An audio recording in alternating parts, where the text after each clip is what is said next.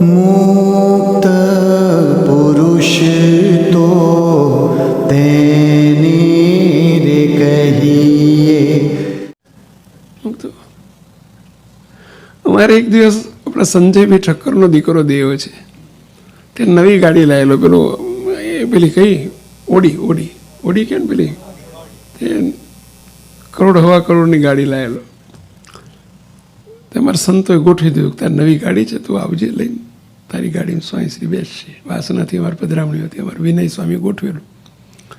તો પેલો લઈને આવ્યો. મેં પૂછ્યું કેટલાની છે ભાઈ? મને કંઈ ગાડી કઈ કંપનીની છે, ઓડીની બોડીની ખબર ના હોય, એટલે હું તો કિંમત પૂછું કે કેટલી કિંમતની છે. એટલે કંઈ બોલ્યો નહીં. બીજાને પૂછ્યું કે એટલે કેટલી કિંમતની? બધાને કહી દીધેલું, કોઈ બોલતા નહીં, કિંમત કહેતા નહીં. મેં તો તાક કાઢવા ગયો કે કેટલાની કિંમત બોલને. ઓલ્યાને પૂછ્યું કે પછી બોલ્યો શું અહીંયા 1.25 કરોડની છે.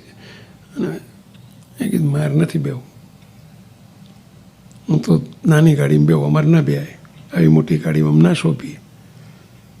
એ કે સ્વામી પ્રસાદીની કરવાની છે ને મેં કેટલાક ઠાકોરજીને ચાંદલા કરી દઉં. લે પ્રસાદીની કરવી છે, મહારાજનું બિરાજમાન કંઈ ચાંદલા કરી દઈએ. ના સ્વામી બેહો ને બેહો. સંતોએ કે સ્વામી એક પધરામણી હતી બેહો. એટલે આ ભલા માણસો કરવા અમને અભડાવા જ મૂડા ના, આપણને અમને શોભે. બહુ આગ્રહ કર્યો. એટલે કે બેઠા ચાલે ત્યારે ચાલી જ નહીં.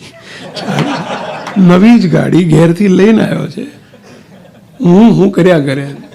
તું અડધો કલાકમાંથી જ તારો ટાઈમ બગડવાનો છે. મહારાજની રુચિ જ નથી. શું કરવા? ના હાલી લે આવું જવું તો કે આવો જવું વિશે. તો ઉપરથી 2 દાડા એને હેરાન થયો.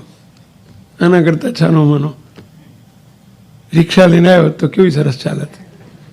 મુક તો શું મોટે તમે બધા શીખજો. આપણું જીવન હંમેશા જો આપણે કેવું માનતા હોય કે મારા કપડાથી મોટપ છે, આનાથી મોટપ છે, મુક તો શું મોટપ? મહારાજ કેવા મોટા આપણી જોડે બિરાજે છે, આપણા બાપ કેવા આપણી જોડે છે, એના પ્રભાવમાં રહો ને. શું કપડાનો પ્રભાવ, ગાડીનો પ્રભાવ?